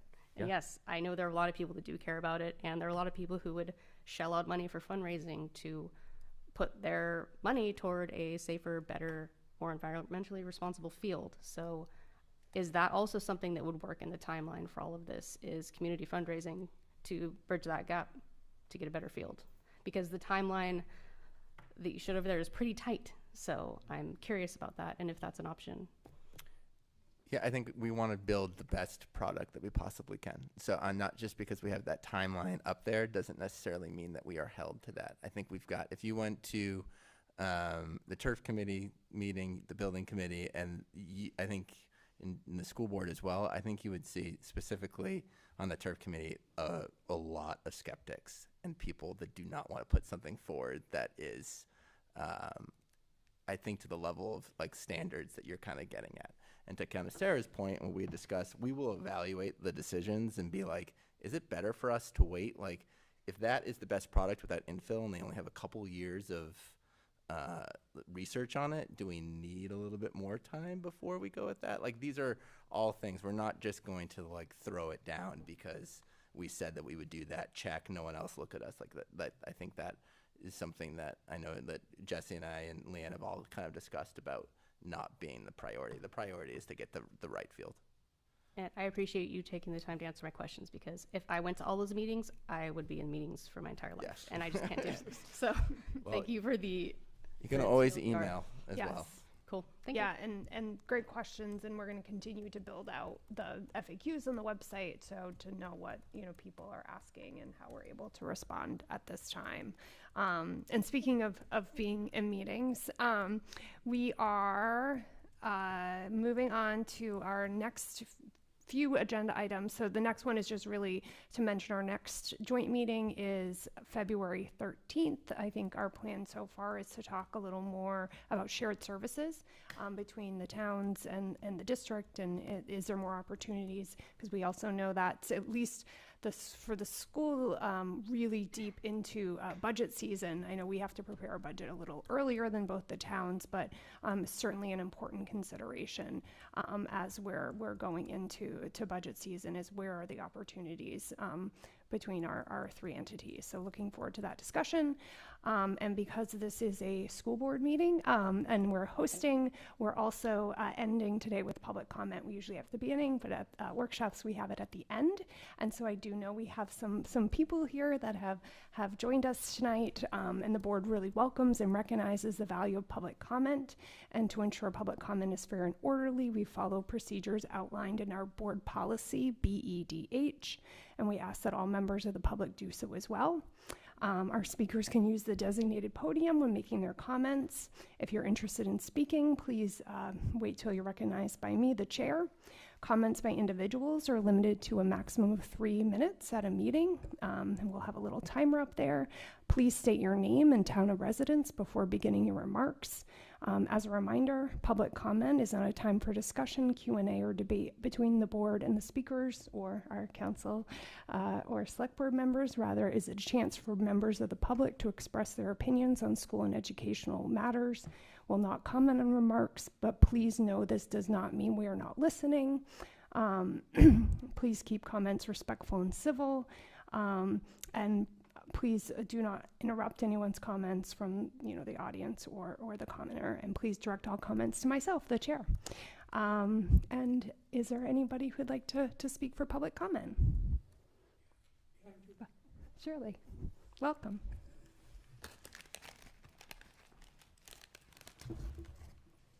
Just an observation. Shirley Stewart, King Cumberland.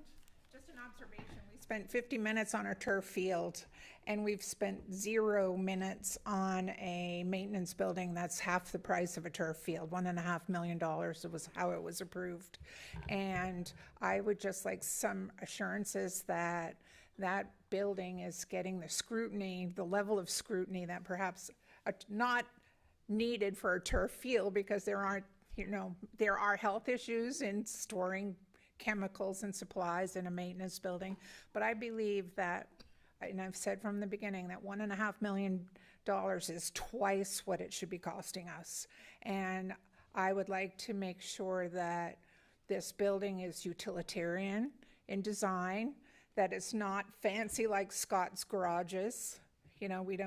Scott would love to keep you, but we can't give you a garage to keep your work going.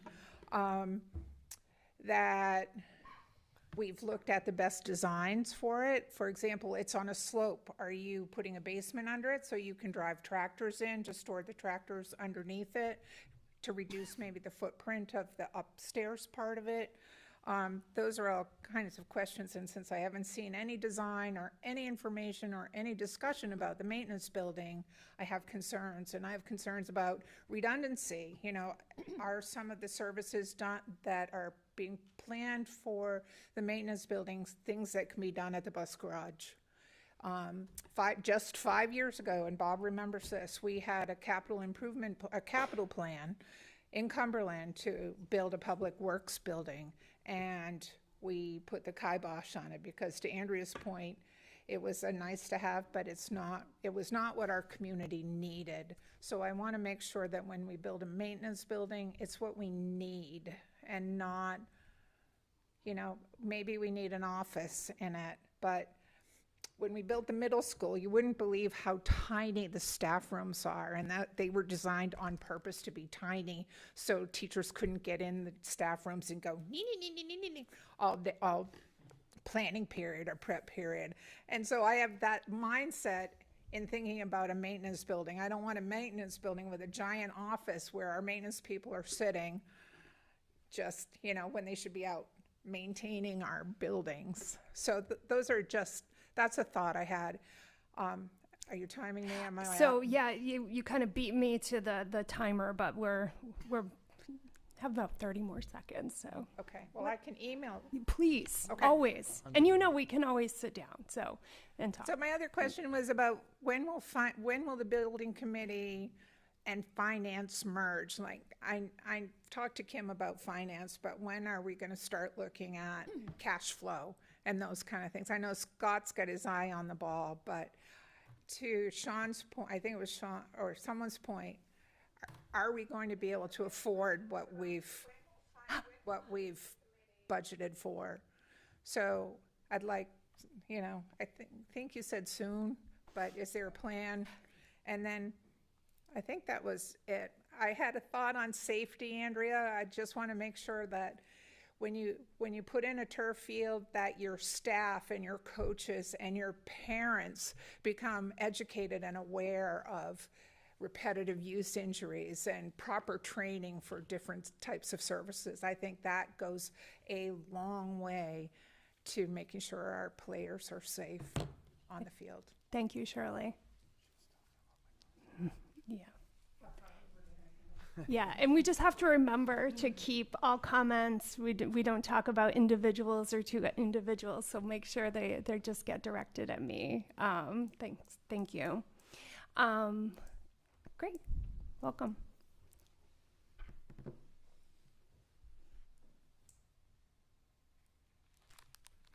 Bruce Sherwin, Cumberland. Couple things. Number one, I agree with this young lady right here. As from a business standpoint and for a taxpayer that's going to pay for this project, the school and the turf, that the turf should be last, just in case we run out of money. If you're running a business, that's how you would run your business. Turf would not be first. It's not the item needed. It was an add-on to the referendum. In fact, it was not handled well in the referendum. It should have been a separate vote. I believe that there was a separate vote to buy 2 acres of land for $720,000. I'm not sure why there wasn't a separate vote for a $3 million turf project, so that the voters of North Yarmouth and Cumberland could go up or down for certain on the turf. The school vote was way too close. You know there's a lot of people that didn't want to vote for that turf. I was one of them. However, I could be convinced. You know, this young man right here has done a good job getting information. I could be convinced to go for turf. But you needed to convince me before the vote, not after. Not handled well. I also, my back gets up when I hear misleading information, not truthful information. I apologize for speaking out, but there was something not true being said. South Portland is voting on four times the size of this turf. So not everybody has turf around here. And even if they do, that doesn't make it right. Another thing that I did not hear any questions from the panel here today is artificial turf is a known climate. I'm an old guy. I lost my train of thought. Climate temperature contributor. Wasn't mentioned here tonight. We've just had a couple of hurricanes. You know, climate, the temperature of the earth is going up. I don't think this is sending the right message to put a climate warming item in our town. That's not what our town is like. We should be not doing things that contribute to climate warming.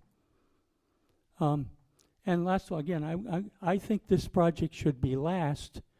And again, I appreciate the work that you folks have done on it, because you've sort of, I don't know if you've changed me completely, but I've gotten to the point that I could go for turf. Again, for you those who don't know, I coached middle school basketball for over 20 years here. There are 4 varsity coaches right now in the system that I played for me. I am not against Greasley athletics. I am not necessarily against turf. What gets my back up is when I see less than straightforward stuff like sneaking turf fields into votes, into the middle of the it was way in the middle of the referendum. You had to read that whole paragraph to even know it was in there. That's what gets my back up. When I hear something said that's not correct, that gets my back up. Thank you, Bruce. So, thank you. Yes, We didn't get the official time. I'm going to come the next time and talk about 3-minute rules. Okay. I'll be here. I'll see you then. Thanks, Bruce. Anyone else? Great. Come on up. I guess we don't have our official timer tonight, but that's okay. I have my... Thank you. Mike Mallory, North Yarmouth. I first want to say that I pretty much agree with everything that he said. And I also like the idea, was it Christina? The girl that had all the questions? Denise. Christine's Okay, my sorry middle about name, that. so that's okay. Sorry. But I think fundraising is a great idea. I'm not necessarily against a turf field if we can raise the money to do it and address all the safety concerns. I think that maybe that's a good idea, but like he said, a good reason to do it isn't everybody else does. That's what a third grader says. And the last thing is I've heard stories about people coming up, and I don't know if some of them were kids, and I'm not picking on kids, but we need a turf field because we don't win championships if we don't have a turf field. You win championships by working harder than everybody else. Thank you. Anyone else? All right. Well, thanks everyone. This was great to be able to get together with all of our entities and talk about the issues that impact us. So I hope everyone has a wonderful evening. You too. Thank you.